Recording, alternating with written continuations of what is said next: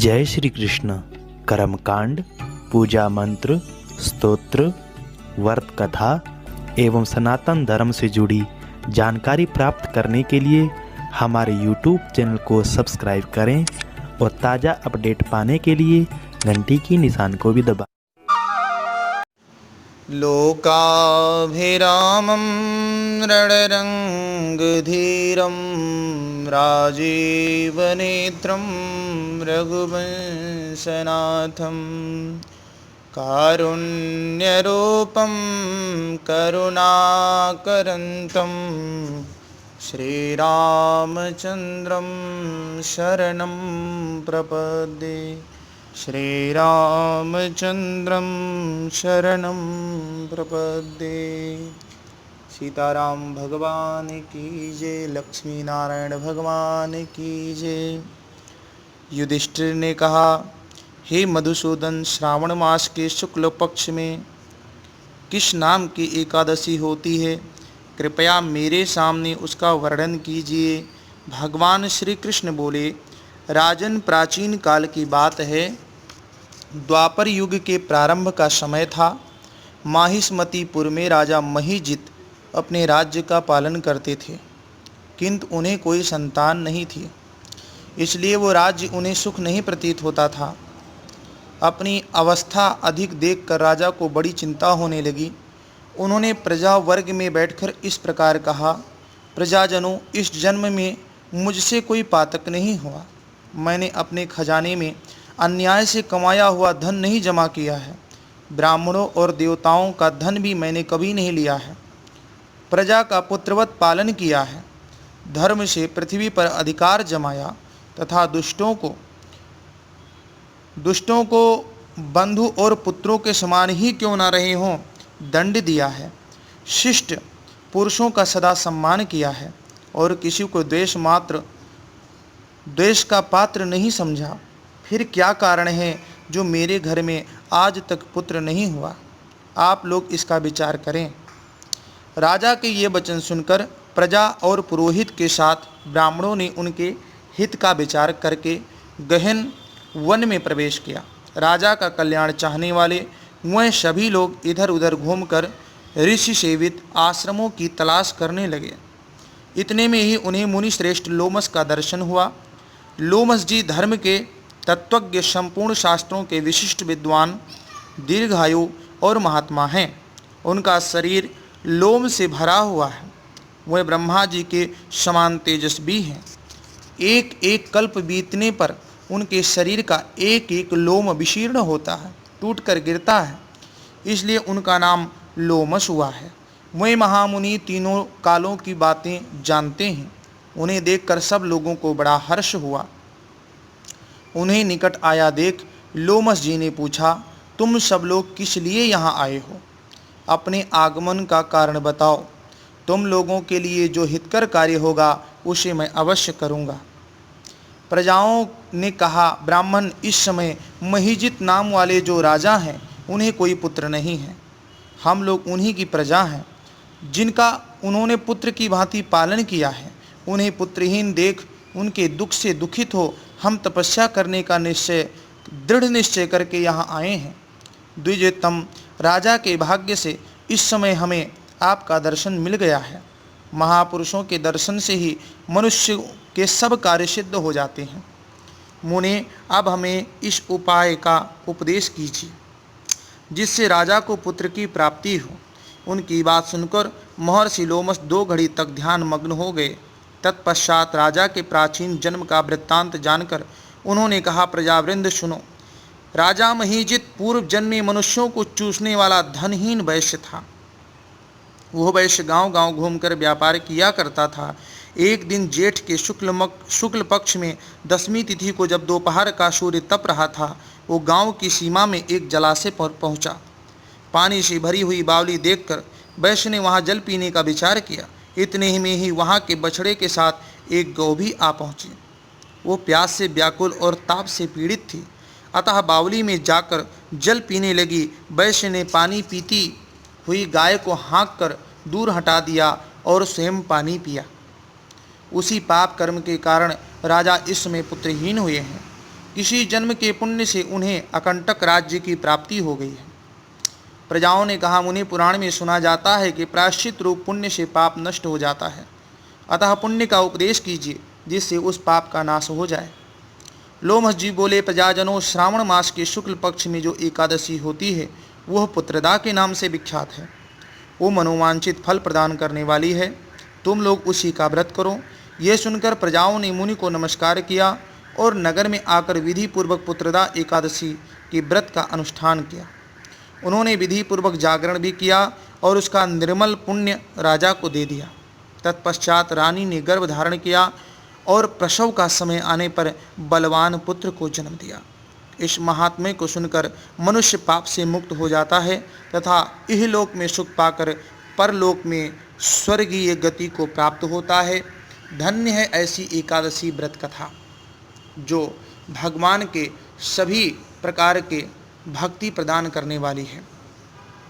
पुत्रदा एकादशी की तिथि 7 अगस्त 2022 सुबह 11:51 से शुरू हो रही है। एकादशी तिथि समाप्त हो रही है 8 अगस्त 2022 रात में 8 बजे तक। व्रत का पारायण का समय 9 अगस्त 2022 सुबह 6:08 से 8:43 तक। व्रत के दिन प्रातःकाल स्नान ध्यान करके शुद्ध वस्त्र पहने। आप अगर गीला वस्त्र पहनते हैं तो ये शुभ माना जाता है।